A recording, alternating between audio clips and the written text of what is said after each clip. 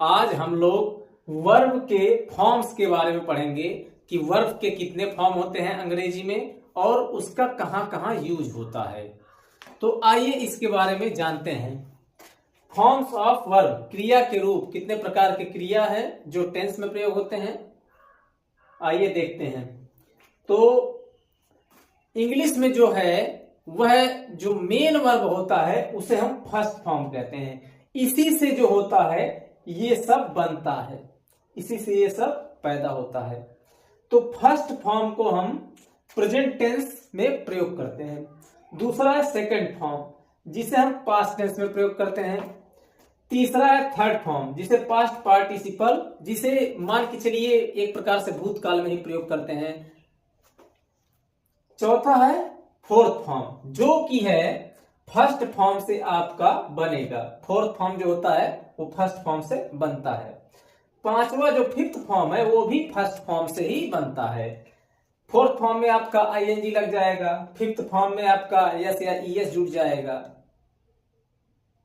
आशा है आप लोगों को फॉर्म्स ऑफ वर्ब समझ में आ गया होगा। अब वर्ब के जो फॉर्म होते हैं जो टेंस में सहायता करते हैं, टेंस में प्रयोग होते हैं, वो दो फॉर्म होते हैं। पहला है रेगुलर वर्ब जिसे हिंदी में नियमित क्रियाएं कहते हैं। दूसरा है इरेगुलर वर्ब जिसे हिंदी में अनियमित क्रियाएं कहते हैं।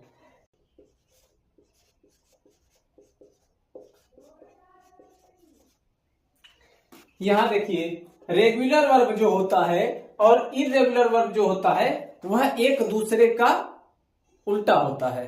जैसे यहां देखिए, आप लोग एक आसान ट्रिक मैं बता रहा हूं जिससे आप लोग पता कर लेंगे कौन सा रेगुलर वर्ब है और कौन सा। आइए अब रेगुलर और इरेगुलर वर्ब का फर्क देख लेते हैं एग्जाम्पल के द्वारा। यहां देखिए, मैंने आपके सामने दो प्रकार का वर्ब रखा है।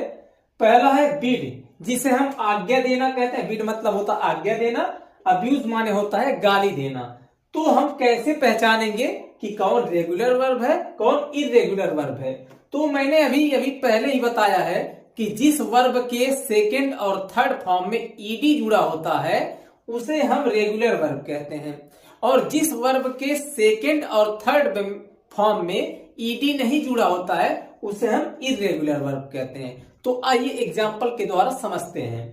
तो यहां देखिए, बिड फर्स्ट फॉर्म है, सेकंड फॉर्म भी इसका होगा बिड, थर्ड फॉर्म भी इसका होगा बिड, सेकंड और फोर्थ फॉर्म जो है मैंने अभी आपको बताया है फोर्थ फॉर्म में आईएनजी जुटता है। तो यहां देखिए बिडिंग हो जाएगा। फिर यहां पांचवें फॉर्म में मैंने बताया है कि फिफ्थ फॉर्म में यस या ईएस जुटता है, तो यहां हो गया बीड्स। आइए अब दूसरा देखते हैं। यहां देखिए अब्यूज, गाली देना, इसका सेकंड फॉर्म है अब्यूज, थर्ड फॉर्म है अब्यूज्ड, फोर्थ फॉर्म है अब्यूजिंग, फिफ्थ फॉर्म है अब्यूज या अब्यूजेस। यहां देखिए, इसके सेकंड और थर्ड फॉर्म में ईडी नहीं है, लेकिन इसके सेकंड और थर्ड फॉर्म में ईडी है, यानी कि अब्यूज जो है वह रेगुलर वर्ब है और बिड जो है वह इरेगुलर वर्ब है। आशा है आप लोगों को यह। आइए अब पांचों फॉर्म को समझ लेते हैं। मैंने आपको पहले ही बताया है कि जो अंग्रेजी में वर्ब होता है वह एक ही होता है, उससे अन्य वर्ब पैदा होते हैं। जैसे ये फर्स्ट फॉर्म है, मेन वर्ब है, इससे ये सभी फॉर्म पैदा होते हैं, मेन यही है। तो आइए इसका फॉर्म बनाना सीखते हैं। जैसे एक हमने वर्ब लिया है कम, कम का जो सेकंड फॉर्म होता है वह होता है केम। यहां देखिए फर्स्ट फॉर्म में ओ है और यहां सेकंड फॉर्म में ओ के जगह ए लग गया है। यह नियम से होता है, इसको आपको समझना पड़ेगा। फिर तीसरा फॉर्म देखिए कम, यहां भी फर्स्ट फॉर्म और इसका जो थर्ड फॉर्म है यह मिल रहा है। चौथा फॉर्म देखिए, जो चौथा फॉर्म बनाने का एक बहुत ही आसान नियम है। देखिए, अगर इसका फर्स्ट फॉर्म है कम, जैसे यहां देखिए कम है, देखिए किसी भी वर्ब के लास्ट में अगर ई आए तो उसको हम हटा देंगे। यहां देखिए कम है, इसका हम चौथा फॉर्म बनाएंगे, फोर्थ फॉर्म बनाएंगे तो ई को हटा देंगे, ई के जगह पे हम आईएनजी जोड़ देते हैं। ING जोड़ देंगे तो ये बन जाएगा चौथा फॉर्म।